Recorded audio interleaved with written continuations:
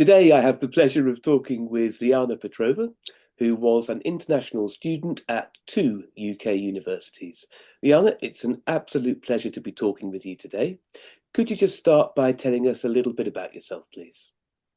First of all, thank you for having me, James. I'm really glad I have the chance to take part in this project of yours. What can I say about myself? My name is Liana. I graduated broadcast journalism at Coventry University, did my master's then in Birmingham City University in media production, and worked in a few different fields in the UK. But after COVID, I decided to move back to Bulgaria. And so far, I've been here like 2 years. And what was it that made you decide to come to study in the UK in the first place? I needed a change. Like while I was 18 years old, I knew that I have to do something with my life, and I wanted to make a bigger change for me, a big step that would give me the chance to progress faster, both in my education degree, my professional career and development. And not only it's like living on your own in a different country, it makes you stronger. Like you have to have a strong mental uh no, what was it? You have to have strong mentality to manage anything that happens, like getting to know people, doing your degree, finding work placements, dealing with things like language barriers, with the fact whether you're an extrovert or an introvert or something in between. It's hard sometimes. And you build yourself as a person outside of your comfort zone, I would say, without, well, you do have the comfort and support of your parents, but they're 3,000 kilometers away. So um, it's really different being on your own. I think it must be really difficult, certainly in my experience, for anybody going to university at the age of 18 and moving away from home for the first time. But it seems to be even more of a big step, as you say, when your family and everything you know are several thousand kilometers away. It really does force you back onto your own resources. Did you find it Was it scary? Was it exciting? Was it a mixture of both? I mean, what kind of emotions did it bring up when you Uh, started? at first, it was very exciting knowing that you're going to another country with a totally different culture, with so many people that you don't know, but you're excited to meet. And then when the time comes, and so I remember I was in the plane already, getting ready for departure, and I was thinking, what exactly am I doing? Like, who made me do this again? I even started crying because I was freaking out. Like, I'm flying to totally different countries and the country, and when I land, I don't know what to do. Like, what's next? Where do you go? What do you do? How do you find your accommodation? How do you get help if you need any? I didn't have internet back then. I couldn't make any calls. I was counting on Wi-Fi, which I didn't have. Um, it was I couldn't connect while I was at the airport as well, so I just had to sort it out and figure it out. It freaked me at the beginning. Like I was so stressed, I was panicking, didn't want even to go to my first lecture because I didn't know how to get to the university. I didn't know who to talk to, and I was really afraid of my English. I wasn't able to speak. Like I wanted to, but nothing was coming out because of my fear of the language barrier. And while I was hearing people speak the language, I couldn't understand in the beginning barely anything because they speak in a slang or they skip words and they talk so fast and you're just there like, what did he say exactly? Like, can you repeat that? But you're afraid to ask the person to repeat their sentence as well because it would make him feel annoyed, or it's, I know it's fears in your head now, but back then it didn't seem like this. It seemed very real, and it was hard, I would say, definitely. But it's a challenge that once you pass and you know you did it, then anything that comes after, you're happy to deal with it and you're not worried about it. You're just like, I've done that, I'll do that as well. Yeah. And obviously it's a process, isn't it? So it takes time to go through that initial shock and fear and how do I get to the lecture and how do I ask for help and I can't understand people. And over time, you're able to achieve that and adapt and come through stronger the other side. But I'm guessing what you're saying at the beginning, it's a lot to deal with. And your English is clearly really, really good. Did you have to pass an exam before you started studying at university in the UK, an English exam? Yes, I had to take IELTS, but that doesn't mean anything. Like Why, it's why, so why not? because yes, you pass an exam, you have the grammar, you have your writing, you have your reading. Yes, on theory you can do this, but once you arrive in the country, nothing is that exam doesn't mean anything. Like you write, yes, but then the structure in writing in England, it's totally different from what you learn in another country. The reading, yes, you can read, but what you read and understand, how can you understand people when they speak in slang, when they speak so fast, when they have different accent? Because everybody's Coventry, for example, was a city of culture as far as I remember. There were so many mixed accents in the city. Like everyone was different, and you get used to somebody speaking to you, and then you meet somebody else and he speaks with a totally different accent, and now you're like, am I okay? Like, what's wrong with me? Why can I not understand it? I've passed my exam, but I've studied English for a few years back in my country, but I still cannot understand them. What do you, and my most the question that I've asked the most in my first year was, what do you mean? Because I didn't understand what people were talking about. Or can you repeat this, please? I don't understand.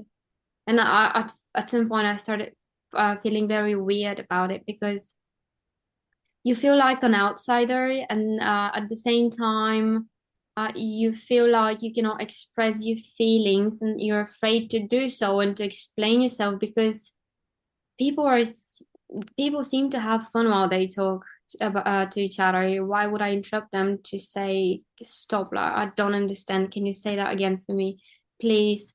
You wouldn't do that because you find it very uncomfortable to interrupt people as well. So it's that barrier that I don't know how to even explain it. It's different. It's weird. It's a challenge. It's stressful. It's a whole plate of emotions, I would say.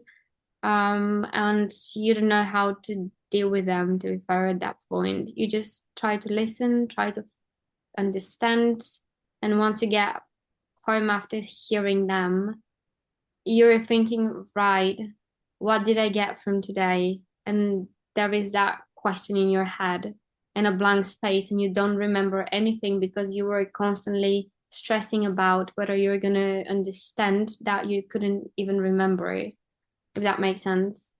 Yeah, and Uh, it's really interesting what you're saying because as you were talking, then you were saying you've kind of learned English, but the structure, the accents, the slang is all different. And you meet one person, and maybe you understand them, but then you meet somebody else, and you can't. It's almost as though it's not one language. It's as though hmm, you come to the UK and suddenly there's all these forms of English that you are expected to understand. And I have this picture in my head of all this noise coming at you, like that's an how, orchestra playing out of tune. And you're suddenly expected to understand all of that and cope with it and fit in without being stressed. That sounds like a lot of pressure. yeah, and no, it's not only that, it's the way people behave towards you. Like they would treat you with respect, yes. They'll introduce themselves, but at the same time they'll make a joke about is the so-called in England banter that you don't understand what that person is talking about. Like, what's banter, first of all? That's what was my first question. What's banter? Because they try to explain, oh, that's banter. It's supposed to be fun. Well, I don't get it. like make a normal joke if you want to get to know me. And once you don't understand something like that, they would go to people that are from their own country and they'll stop interacting with you because it seems like you don't understand, which is very weird because it gives you more stress than you already have. So it And can be quite difficult to integrate, potentially difficult to integrate with students from the UK who yeah, don't speak other languages because of that barrier. That's what you're saying, yeah. and not only like I'm an extroverted and very social person, but when I'm put in a place where there are 30 more or 100 more people and I don't know a single one of them, and they are different culture, um, different language, it's so hard. Like one person that I know in the room, I'm fine. I'll make friends with all of them. But when I'm put in a situation like this, you freak out. You don't know what to do. You don't know how to behave. You don't know who to talk to. Like, how do you start a conversation with someone that you don't know? What about 100 people in the room that you don't know? Who do you talk to first? It's so confusing. And I was gonna say earlier that in Bulgaria, the English they teach you, for example, it's not, it might be enough if you take extra classes.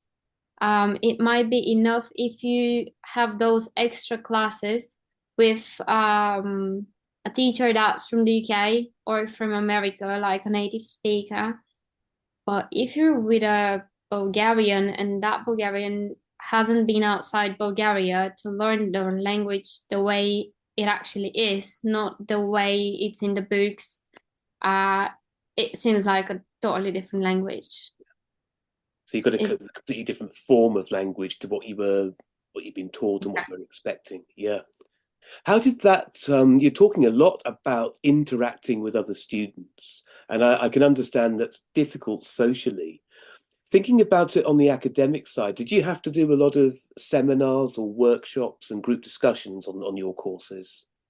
uh, yes, I did have my workshops. I was part of different programs as well because I realized I had that self-awareness that I had to do something to get there faster because it was putting me in a very uncomfortable place, both mentally and physically while I was there with surrounded by native speakers.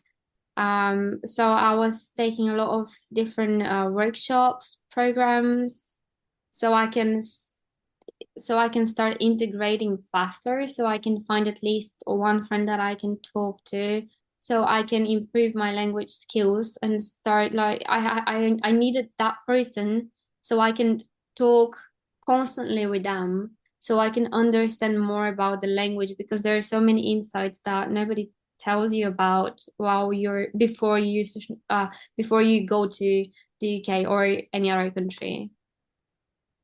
And was it difficult when you were trying to do, say, group work for modules on your course? You've mentioned that there was this banter and that it was difficult to understand each other. Was that a problem then, discussing things academically?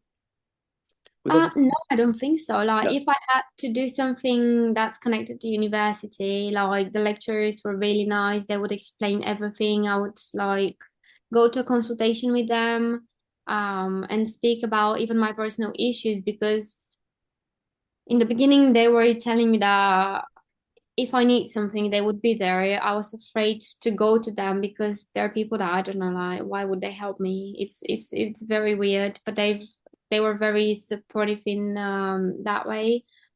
So I started speaking with them if there was any issue, and they would help me get there.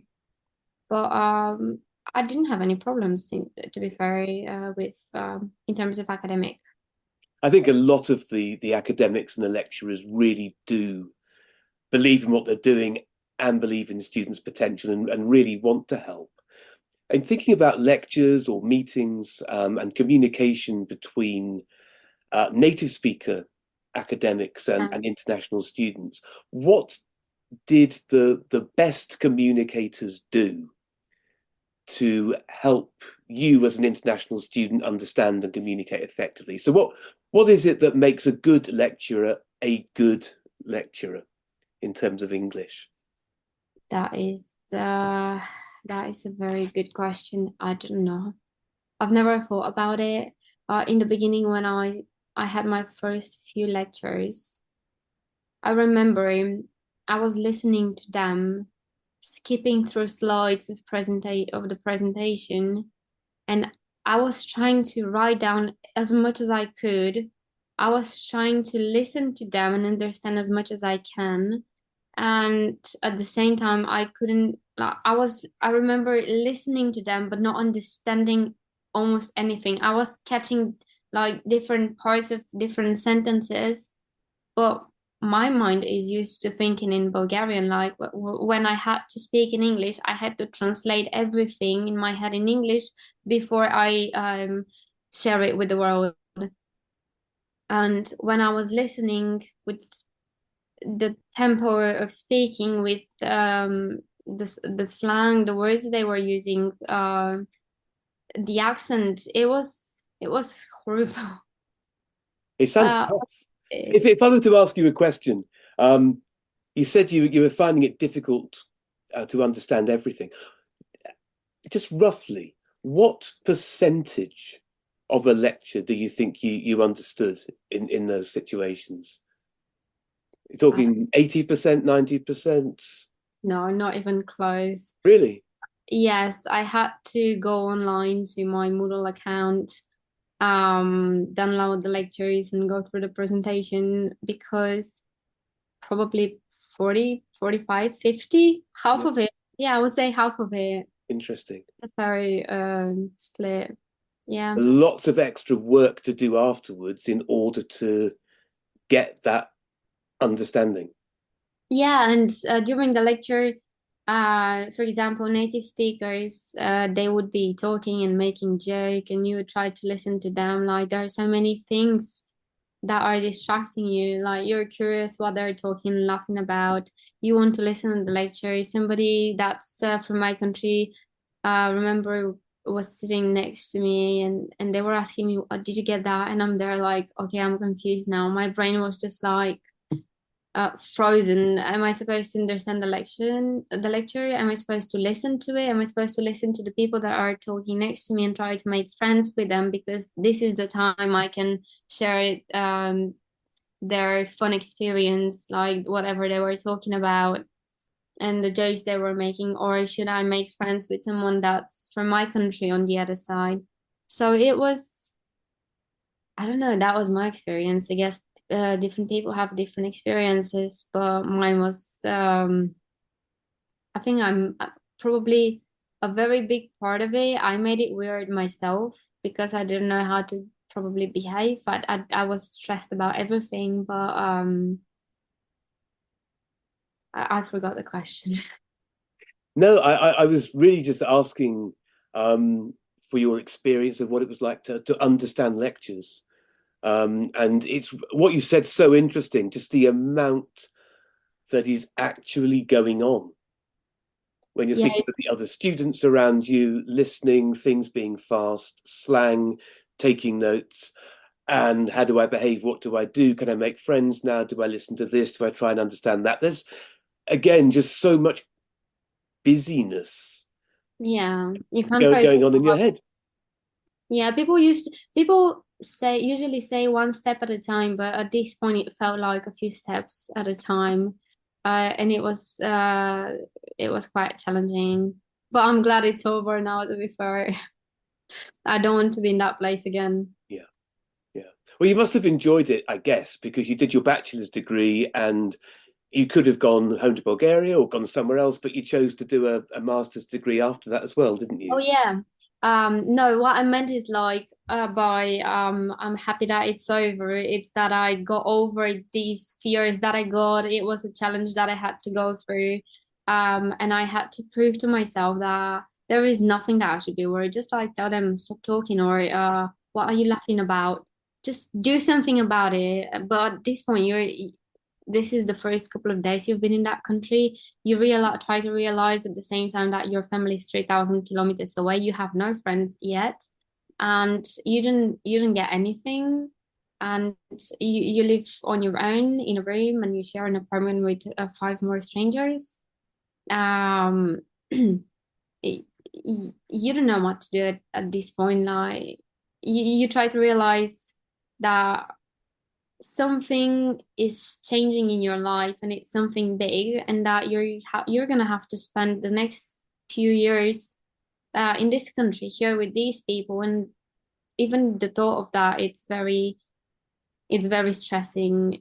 At the beginning it's like, oh yeah, let's do it, it might be so fun, but then once you're there and you're like, you make me do this, like, what am I doing here, why am I doing it?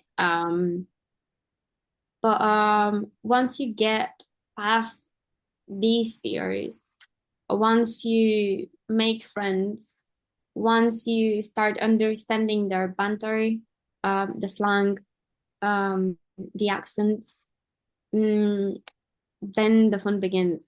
Because you can make it even like sort of a game for you, like a challenge. I remember at the very end of my first year, I was working at a coffee shop very close to the university and to the place that I was living. And different people would come, and I would try, once I said, hi, how are you doing? And so on, I would ask them if they're from a specific place from the UK. I would try to guess by their accent or where they from. And it was so much fun because people would be like, so we can see that you're from Europe. Whereabouts? And I was like, what do you mean whereabouts? What does that mean? Like, are you asking me where I'm from, or? And I would start a conversation like this. So I can, that way, people would use different words. I would know how to put them in a sentence. Like in my head was very like messy at that point, but I was like a sponge. I was trying to get as much from people as I can, their accent, the way they were structuring the sentences, the slang they were using, anything. And whenever I didn't understand anything, it might be a stranger getting a coffee, but I would definitely ask. I was like, what are you talking about? What do you mean? Why, Um, why was slang such a problem? Because it seems like an interesting. It's a problem, and yet it seems to really interest you as well. because you've never heard those words, like in Bulgaria, I've never heard them. I've never heard the accent. I've never heard the slang. Nobody has spoken to me with that tempo, and usually it takes a bit of time to understand. But once you start getting better, you want to get better and better and better. And I got to that point after I moved to Birmingham, where stranger people would ask me on the phone, are you sound like an Eastern European Brummy. And I'm like, but I'm not. And they would be like, but where are you from? Because we cannot understand by the accent. I'm like, from nowhere. Like my accent is from nowhere. It really is like, it's not English English. It's not British English. It's not American English. It's something in between, but people wouldn't understand. Yeah. And at some point it was 100% Birmingham accent. And people from Coventry used to hate me about that. They would be like, come back to Coventry and start speaking proper English. You Uh, got a rivalry between the two cities. yeah, definitely. But it's fun. Like, you shouldn't. I would give that advice to people that they should express whatever they're feeling, so they can make it easier on themselves. Because no one would think, how do I help them integrate? How do I speak in a way so they can understand me? It's very few people that would do that. And they would do it if you've at least a little bit showed that you're finding it hard, that you're struggling. But if you're open about it and honest about it, people will try to understand. It's just when you don't talk, when you freak out, when you stress, when you keep everything inside you, no one can know what's going on here. Yeah. Well, thinking about that then, and about being open about the struggle of communication, because I believe communication is a two-way responsibility, not just international students, but UK staff, UK students as well. What advice would you give to, let's say, an imaginary group of British lecturers who are going to do a lecture for the first time, including international students in the room? What advice would you give them to make it clear and easy for those international students to understand? How should they do it?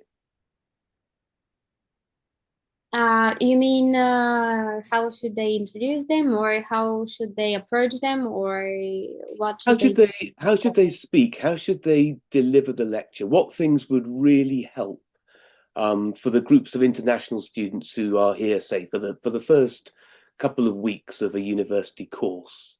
How should university lecturers deliver that lecture in terms of speech and the words? I think that before during the first lecture, they should take the time to speak a bit slower if there are international students in the room. Before the lecture starts, I think it would be great for them to be aware that they're international students and introduce them to the group and tell them that they're responsible for making their life easier here. Like, make them share contacts straight away, make them share fun stories about each other, like try to integrate them from the first day, from day one, because that would, like, I know nobody have to do this, but and the native students, the British students, they do have their challenge as well. Like they're also in a room full of strangers, but it's very different. Like it's so less harder. Um, yes, they might be anxious about it. They might be introverts. But these people, they flew 3,000 kilometers. Some people, they they're coming from countries that are not so close as Bulgaria, because 3,000 kilometers, it's 3 hours by plane. But some people are flying like 8, 9 hours, so they can come to study at this city, at this university they're gonna be in your group. Like try to do something to understand these people. Why are they doing that? Like, isn't it weird to you, somebody from a totally different country that is hundreds or 1,000 kilometers away? What is this person doing in your course? Find out. Try to integrate them. Try to make friends with them, even if you don't like them. Give them a hand. It would be great if British students would make an effort to integrate these people without how do I put this? Because sometimes there is that behavior. I don't know if it's a pattern in people or not, but they see, for example, a beautiful girl and they would start flirt with her straight away, or they would talk about another girl or a guy that's sitting across the room that's not from the UK, but they would make fun of them, or they would not pay attention at anything, like not think about the consequence of anything they do or say.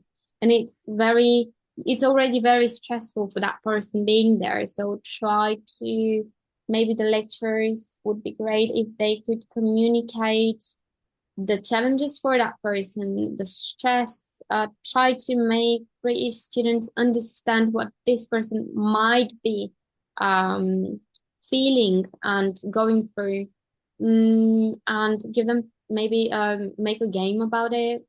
Everybody shares something fun about them, or I don't know, give them a task.